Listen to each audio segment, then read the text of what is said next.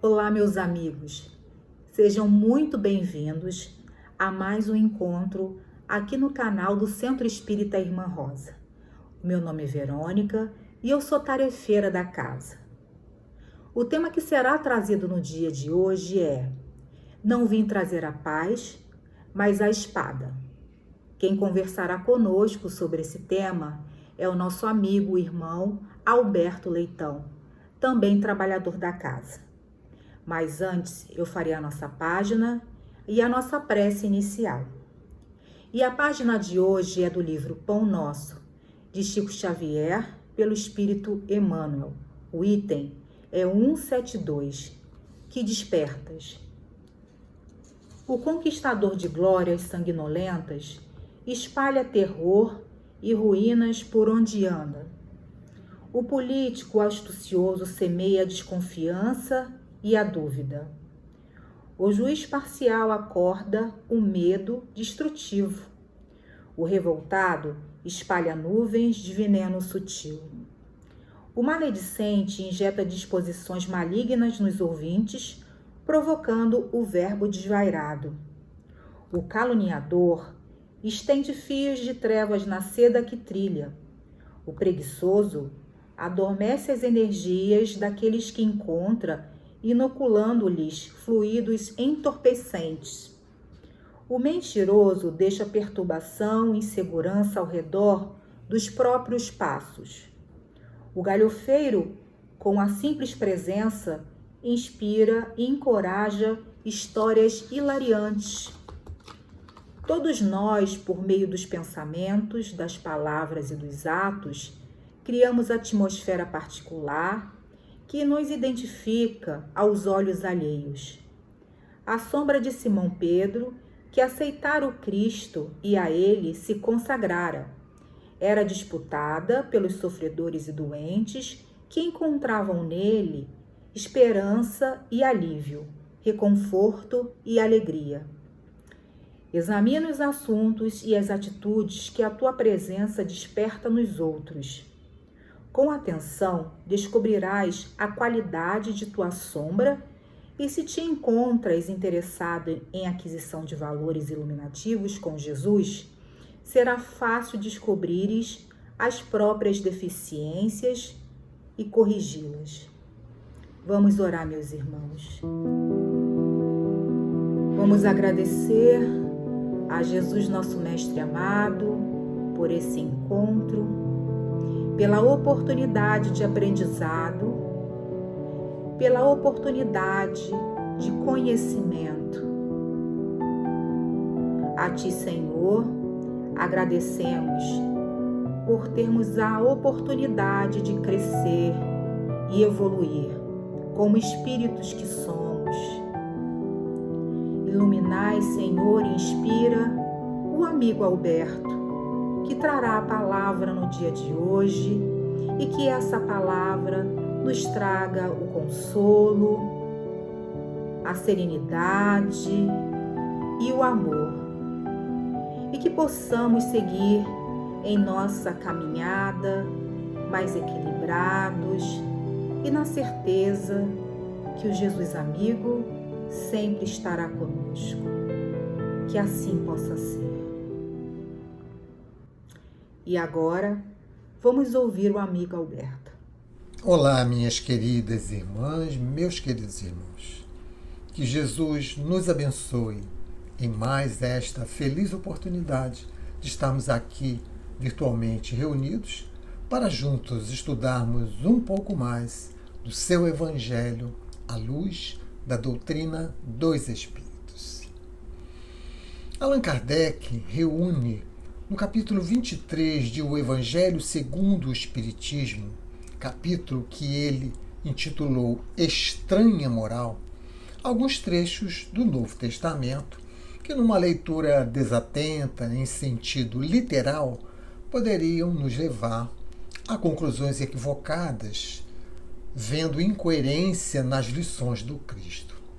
Dentre outras passagens, ele registrou no item 9 e 10 as que são objeto das nossas reflexões de hoje, com o subtítulo Não vim trazer a paz, mas a divisão. No item 9, Allan Kardec vai registrar a narrativa de Mateus, no capítulo 10, versículos 34 a 36, que registrou as seguintes palavras do Cristo: Não penseis que eu tenha vindo trazer paz à terra. Não vim trazer a paz, mas a espada, porquanto vim separar de seu pai o filho, de sua mãe a filha, de sua sogra a nora, e o homem terá inimigos, por inimigos, os de sua própria casa. Em seguida, no item 10, Kardec registra agora a narrativa de Lucas, com o mesmo ensinamento, com a mesma essência. Lucas está no capítulo 12, versículos 49 a 53.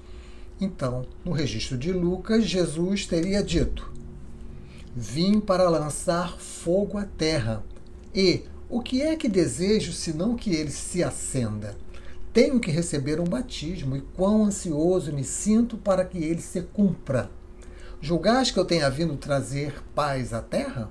Não, eu vos afirmo, ao contrário, vim trazer a divisão, pois doravante, se acharem numa casa 5 pessoas, estarão divididas umas contra as outras, 3 contra 2, 2 contra 3.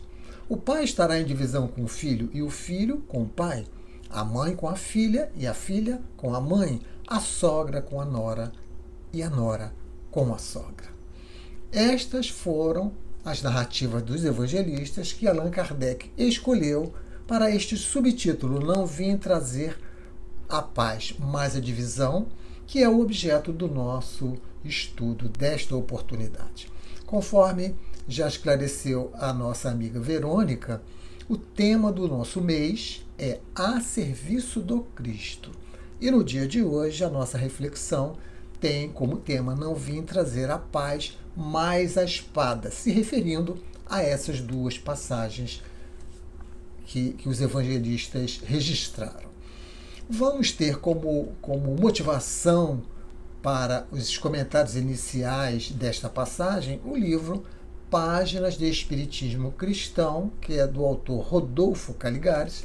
No capítulo de número 42, Caligares vai comentar esta passagem: Não vim trazer a paz, mas a espada. Então vamos, num primeiro momento, passar pela interpretação de Caligares, nesse capítulo 42 do citado livro. Vamos tirar a essência dos comentários que ele faz, para em seguida estendermos um pouco mais as nossas reflexões para outras que o tema nos possibilita, sempre trazendo essas lições para o nosso dia, né? Porque isso aqui é o mais importante. É por isso que nós estamos aqui, para encontrarmos nas lições do Cristo um caminho seguro para a nossa caminhada evolutiva. Caligares, então, nesse capítulo 42, já citado, Não vim trazer a paz, mas sim a espada, Caligares começa dizendo das estranhas palavras para aquele em cujo nascimento foi saudado pela espiritualidade superior com um suave cântico. E aí ele cita o versículo 14 do capítulo 2 do Evangelho de Lucas, que Lucas registrou: Glória a Deus no mais alto dos céus, e paz na terra aos homens a quem ele quer bem. Então, parecem estranhas as palavras, assim diz Caligares. E ele continua a sua reflexão dizendo: contradizem também essas palavras com outras lições trazidas pelo Cristo, como, por exemplo, aí ele traz a narrativa de João, capítulo 14, versículo 27. A paz vos deixo, a minha paz vos dou. Eu não vou lá dou como a dá o mundo. Não se turbe o vosso coração, nem fique sobressaltado. Ora, a princípio, numa leitura desatenta, como falamos, sem uma reflexão mais profunda, parece uma incoerência, quando o Cristo diz: não vim trazer a paz, mas vim trazer a espada. E por outro lado, esse mesmo Cristo disse: a minha paz vos deixo, a minha paz vos dou. Essa é a reflexão que Caligares está fazendo. Então ele avança dizendo que, se tomarmos num sentido literal, vai parecer que essas palavras são um desmentido ao caráter afável, bondoso, pacífico do Cristo. Mas penetrando-se no seu verdadeiro significado, nós vamos perceber a altíssima sabedoria do Cristo, pois ele estava, em verdade, fazendo uma previsão do que ocorreria no mundo após as suas lições serem conhecidas. Então é disso que ele está falando. Então, Caligares avança dizendo: Jesus se referia à divisão, à inimizade que se estabeleceria dentro da própria família cristã, dentro da própria cristandade. Ora, dentro daqueles que se conhecem como cristãos. Sabemos que 1/3 da humanidade é cristã. Então, nesta população imensa, há muitas divisões, há muitas inimizades, e ele vai dizer: basta nós olharmos para as numerosas igrejas que existem, todas cristãs, mas são igrejas que se colocam como sendo formada sobre a égide do Evangelho, mas cada uma quer possuir o monopólio da verdade, esquecendo-se principalmente do preceito básico do Cristo que falava do amor ao próximo. Então, umas lançam maldições contra outras. Então aí está a divisão a que o Cristo se referiu nas passagens narradas pelos evangelistas, né? E essas igrejas, em nome de Deus, como a própria história diz, Caligares avançando no seu comentário, em nome de Deus, cometeram os mais cruéis assassinatos. Então, é disso que ele está falando. E a responsabilidade total, avança Caligares, é dos homens que interpretaram falsamente as lições do Cristo, objetivando satisfazer os seus desejos espúrios de domínio e de exploração dos povos. É assim a reflexão. E ele avança ainda dizendo que quando Jesus fala em lançar fogo à terra, ou em receber um batismo de fogo, isso significa, segundo Caligares, que os princípios por ele expostos, por Jesus expostos, haveriam de encontrar uma forte resistência, porque é mesmo da natureza humana não modificar as suas convicções rapidamente, aceitando pouco a pouco as inovações, os hábitos, as mudanças, né? Principalmente que as lições do Cristo implicavam em sacrifício para aqueles homens, sacrifício pessoal, porque mexiam com seus interesses, né, com seus privilégios. E daí a grande resistência, a grande divisão, daí os seus ensinos, Jesus ter figurado simbolicamente como uma espada, né? Então, esse batismo de fogo, continuando o texto de Caligares, é a luta dos belos ideais cristãos para enfrentar os privilégios, a tirania, o fanatismo, para que isso tudo possa desaparecer da terra e possa se implantar uma nova era onde haverá justiça, haverá liberdade, haverá concórdia. Conclui Caligares o seu texto falando-nos, convidando-nos para trabalharmos todos juntos dentro das nossas possibilidades na construção dessa nova era que haverá de trazer finalmente a felicidade para o nosso planeta. Concluído o texto de Caligares, percebemos que ele explora esse viés da divisão da família cristã, né? Uma vez que os homens, tendo em vista as suas imperfeições, se aproveitaram das lições do Cristo para atingirem objetivos nada nobres. É disso que estamos falando. Então, estamos falando das lideranças religiosas equivocadas, que prometem para o seu rebanho uma salvação exclusivista, ou seja, só aquela igreja vai levar o sujeito ao céu, vamos dizer assim. Então, uma salvação exclusivista, contemplativa, que praticamente nada se exige do sujeito a não ser a submissão, né? E se promete favores, se promete prazeres em troca desta submissão. Ora, isso nada mais é do que a moral heterônoma, conforme definido lá por Jean Piaget, quando a lei e a regra vêm de fora. Mas a proposta cristã, a proposta das lições do Cristo e também da doutrina espírita, é a moral autônoma, é a moral que dá ao homem a liberdade de agir e, consequentemente, a responsabilidade pelos seus atos. É a moral que vai dar ao homem a possibilidade de praticar um ato moral voluntário e tendo méritos ou deméritos em função do ato praticado. Cumprir os seus deveres de forma desinteressada. Esta é a moral proposta pelo Cristo e proposta pelo Espiritismo, a moral autônoma. Quando Jesus fala não vim trazer a paz, precisamos entender que não há incoerência entre essa fala de não vim trazer a paz com a outra fala de João, a minha paz vos deixo, a minha paz vos dou. Porque nós estamos falando de coisas diferentes.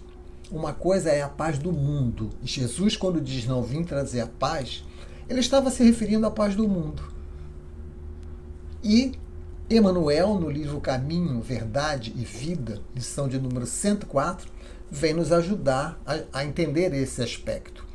Que ele vai falar assim, na expressão comum, ter paz significa haver atingido garantias exteriores, dentro das quais possa o corpo vegetar sem cuidados, rodeando-se o homem de servidores, apodrecendo na ociosidade e ausentando-se dos movimentos da vida. Jesus não poderia endossar tranquilidade desse jaez. Então Jesus diz que não vem trazer essa paz da ociosidade, ele diz que não vem trazer. Porque a paz que ele disse que nos daria, né, conforme o registro de João, a minha paz vos deixo, a minha paz vos dou, é a paz íntima, é a paz de um estado de consciência tranquila. Essa sim, ele, com as suas lições, nos propõe, uma vez que nós tenhamos cumprido os nossos deveres, estejamos vigilantes sobre as nossas imperfeições, nós vamos atingir esse estado de paz, que é completamente diferente da paz do mundo, da paz da ociosidade, da paz de não fazer nada e gozar a vida. Mas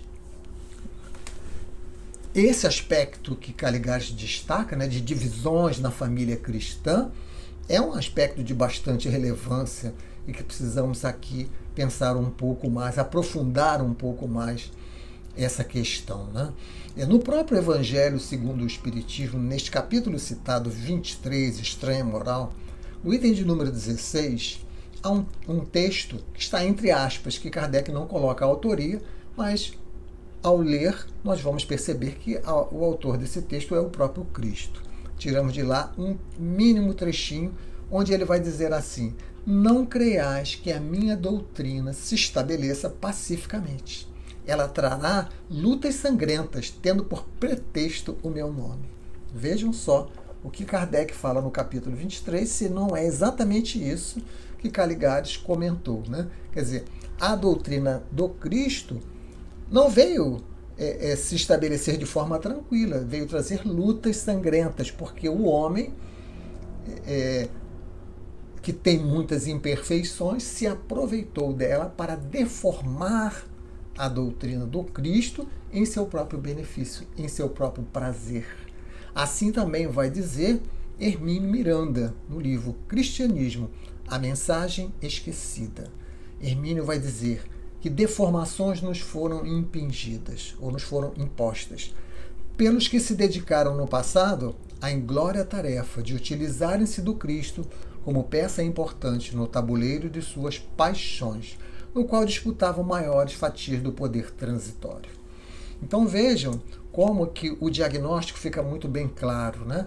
Nós, os homens, espíritos de terceira ordem, espíritos em que a matéria nos domina, ainda carregados de orgulho, de egoísmo, nós aproveitamos a oportunidade das lições do Cristo, deformamos essas lições e utilizamos para atingir os nossos próprios interesses de poder transitório.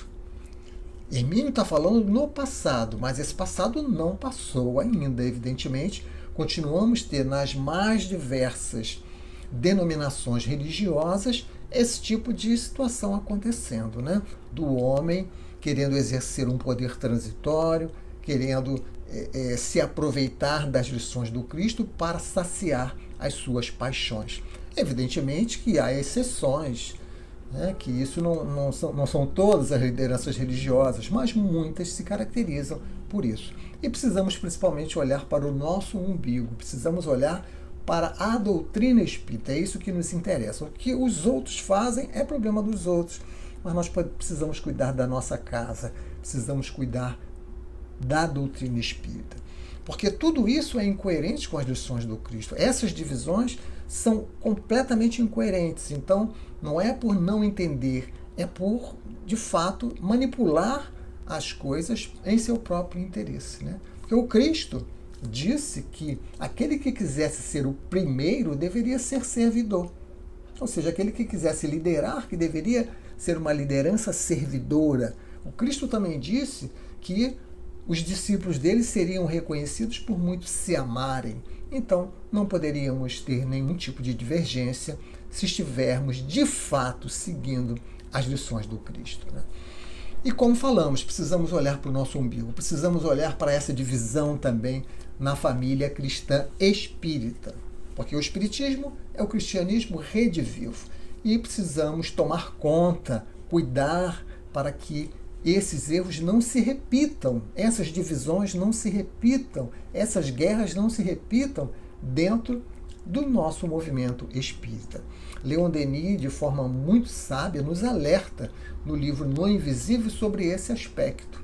Quando ele diz na introdução: o espiritismo será o que o fizerem os homens. Ou seja, o espiritismo é uma doutrina, é uma filosofia, é uma religião divina, que foi revelada pelos espíritos superiores. Mas o que nós vamos fazer com ela é problema nosso. Então, o cristianismo do Cristo também é uma doutrina divina, mas os homens deturparam essa doutrina e, consequentemente, esses homens que somos nós, que estávamos lá no passado e estamos aqui no presente, também poderemos deturpar do mesmo jeito. Então precisamos nos precaver para que isso não aconteça, né? Carlos Embaçaí, no livro Religião, vem colaborar com todas essas reflexões ao dizer que o espiritismo diverge das principais seitas religiosas oriundas do cristianismo. Não diverge, porém, do próprio cristianismo, que não é aquilo que por aí se ensina. Então, mostrando que o chamado cristianismo, que está distribuído por aí no nosso planeta, está deturpado. E que a doutrina espírita vem para resgatar o cristianismo lá dos primórdios. O cristianismo, de fato, coerente com as doutrinas, coerente com as lições do Cristo. E nós, como falamos, precisamos cuidar para que isso não venha, que essa deturpação não venha também para a doutrina espírita, né? Precisamos preservar o espiritismo de Kardec. E para tal, nós precisamos conhecer as obras de Kardec, o pensamento de Kardec, para que possamos ter possibilidade de separar o joio do trigo, para que possamos, na nossa insignificância, fazermos o mínimo que seja para dentro das nossas instituições, cortarmos pela raiz qualquer tipo de divergência, qualquer tipo de deformação aos ensinos de Allan Kardec. Isto é tarefa nossa, né? O espiritismo ele vem progredindo ao longo do tempo, né? Mas esse progresso ele enfrenta também lutas, como o Cristo falou que a doutrina dele enfrentou lutas, o espiritismo também enfrenta, né?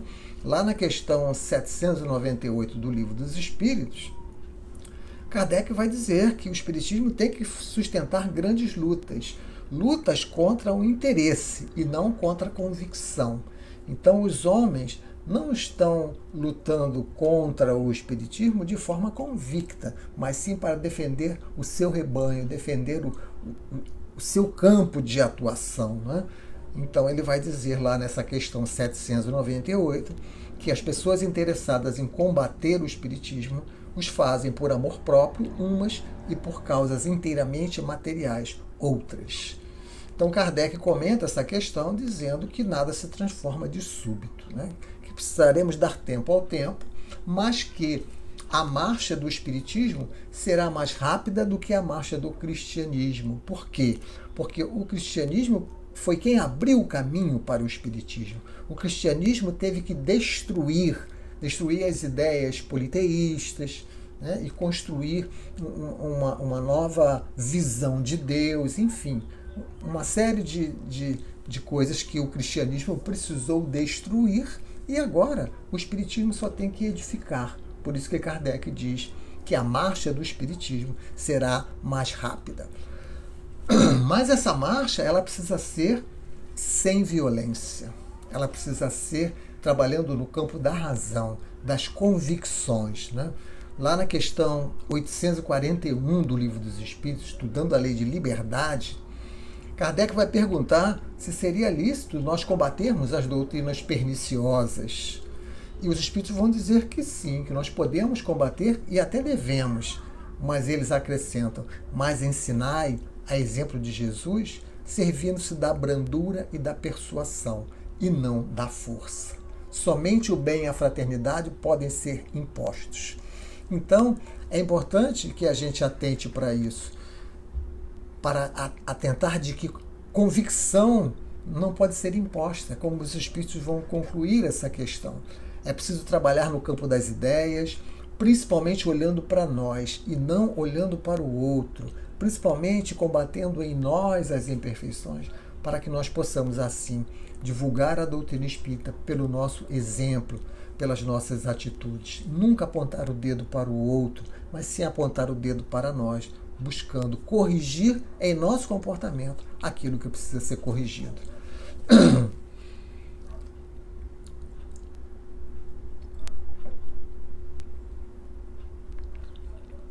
Mas ainda poderíamos estender esse viés que o Caligares apresentou, da luta dentro da família cristã, para outros tipos de luta que a doutrina, os ensinos do Cristo também provocaram, né, em função das nossas imperfeições. A primeira delas é dentro do plano familiar. Nós, como a doutrina espírita nos ensina, nós reencarnamos em uma família com afetos e com desafetos, onde às vezes temos ali longos processos de vingança que foram vivenciados, muitas divergências foram vivenciadas. E essas divergências se acentuam também porque nós pensamos diferente, né? E necessita-se de uma mudança de atitude. A doutrina espírita, a doutrina cristã nos possibilita essa mudança de atitude, mudança de hábitos, e isso acaba criando conflitos, desavenças, incompreensões nas nossas relações interpessoais. Então poderemos imaginar também que essa espada ou essa divisão pode ocorrer no seio de uma própria família, como foi o exemplo literal que o Cristo deu, né? O pai contra o filho contra o pai, a nora contra a sogra. Isto também pode acontecer na prática. Mas um outro ponto que essa luta pode ser também compreendida é com relação à luta íntima de cada um de nós, né? Na nossa intimidade do ser, essa espada que o Cristo nos apresentou deve servir para nós combatermos os inimigos que estão dentro de nós. Então, é a luta íntima, é a luta contra o homem velho, é a luta regeneradora, né? É a luta em que há a luta exterior, que é a luta, digamos, dentro da família, dentro da sociedade, isso existe, mas principalmente a luta interior, onde nós vamos estar combatendo imperfeições. Emmanuel, no livro O Consolador, na questão 304, ele nos ajuda nessa interpretação, quando ele vem dizer que a lição sublime do Cristo, ainda e sempre, pode ser conhecida como a espada renovadora, com a qual deve o homem lutar consigo mesmo, extirpando os velhos inimigos do seu coração, sempre capitaneados pela ignorância, pela vaidade, pelo egoísmo, pelo orgulho. Então aqui está uma outra interpretação dada por Emmanuel para essa espada do Cristo, que ele chama de espada renovadora ou regeneradora, em que nós vamos travar a luta íntima, combatendo os inimigos que estão dentro de nós, a partir do momento que nós compreendemos, aceitamos, nos convencemos das lições de Jesus e, consequentemente, das lições do Espiritismo. Então, podemos, assim, recapitular todo o nosso raciocínio pensando nessa espada ou nesta divisão em vários aspectos, né? Na família cristã, como disse Caligares no seu texto, e nós aqui estendemos para a família cristã espírita, porque a família espírita está contida na família cristã. Isto também acontece dentro do seio da doutrina espírita. Esta espada ou esta divisão pode de fato também estar acontecendo dentro da família consanguínea, seria uma terceira possibilidade. E a quarta e última possibilidade, diríamos que é a mais importante para nós, talvez a que precisamos mais destacar, é essa luta íntima na intimidade do ser, né? É usarmos as lições do Cristo, usarmos essa espada que o Cristo nos apresentou para nós lutarmos contra as imperfeições que carregamos, né? Para nós lutarmos, fazermos esta oposição entre a matéria e o espírito, né? Kardec comenta lá no Livro dos Espíritos, quando ele fala de escala espírita, que os espíritos de terceira ordem, os espíritos imperfeitos que somos nós, têm por característica a matéria domina o espírito. Com essa espada regeneradora, nós temos que lutar para que um dia o espírito domine a matéria. E aí já seremos espíritos de segunda ordem. Paulo, o apóstolo, nos fala sobre isso quando ele escreve a sua segunda carta a Timóteo. E ele diz: combati o bom combate, acabei a carreira, guardei a fé. Então, é este bom combate que nós precisamos nos empenhar para combatermos durante a carreira, durante a nossa encarnação ou reencarnação. Então, dentro desta reencarnação, precisamos aproveitar as lições do Cristo, ou a espada regeneradora do Cristo, e travar essa luta íntima para combatermos as nossas imperfeições. Então, é como se, concluindo agora, o homem tivesse criado um novo gume nessa espada que o Cristo nos apresentou, que é a espada para o bom combate, mas o homem cria um outro gume para usar essa espada, ou as lições do Cristo, para o mal, para deturpar, para deformar, como disse Hermínio Miranda. E dentro da própria família cristã espírita, e como falamos, é aqui que temos que colocar o nosso foco, é onde nós estamos inseridos, isto acontece, né? Onde se desvirtua os objetivos do espiritismo, criando um espiritismo sincrético, podemos dizer assim, onde queremos substituir os médios, os oradores, pelos santos, ou os espíritos pelos santos. Voltando novamente a uma moral heterônoma, uma moral em que alguém vai nos salvar. E isto é um grande equívoco da nossa parte, e já estamos aí há milênios caminhando neste equívoco. Então, é momento de nós nos desprendermos desta moral e buscarmos a moral proposta pelo Cristo, que é autônomo, né? Então, dentro desta família cristã espírita, se estabelece este outro gumo, onde também, é claro que isto não é geral, são pontos localizados, né? Onde também se luta pelo poder transitório, as mesmas coisas que aconteceram no cristianismo. Nós começamos a ver aqui e acolá dentro do movimento espírita. E precisamos estar atentos, fazendo o nosso papel dentro da nossa instituição, de protegermos a doutrina que Allan Kardec nos apresentou de forma pura e trabalharmos para que esta luta que desvirtua os princípios, ela não aconteça, que ela possa ser travada. E que usemos, sim, a espada regeneradora, o outro gume, que é o gume do bem, é o gume em que nós vamos, como disse o nosso tema central, estar a serviço do Cristo.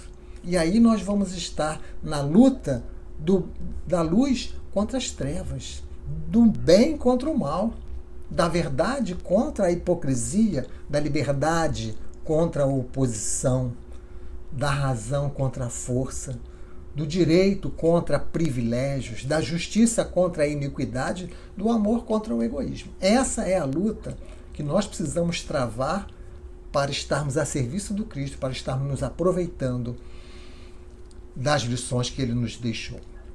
E para nós concluirmos as nossas reflexões, vamos lembrar do que está registrado no Evangelho de Mateus, capítulo 25, versículos 31 a 46, quando Jesus fala da nossa chegada ao mundo espiritual após termos passado uma encarnação na luta regeneradora, na luta com a espada regeneradora.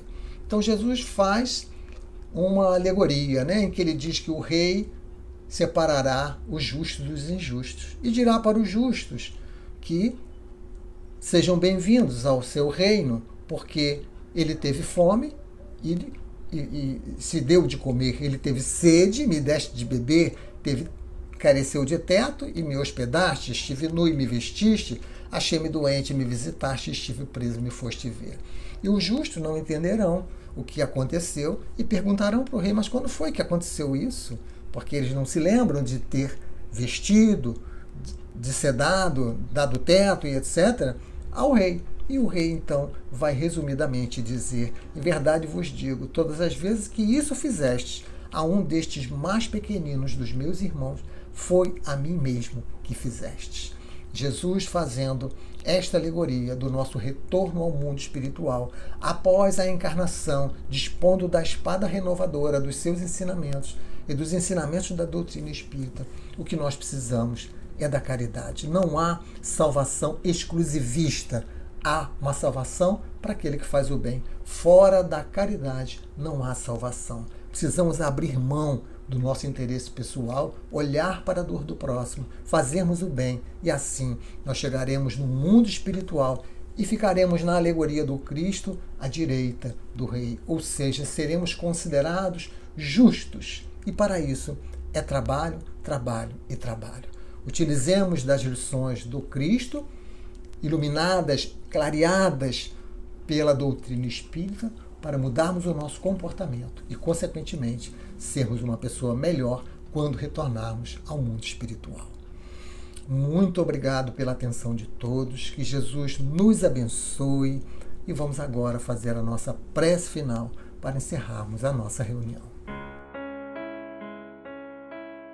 Querido Mestre Jesus, querida Irmã Rosa, mais uma vez nos ligamos pelos fios do pensamento para agradecer por este momento de reflexões sobre as lições do Cristo.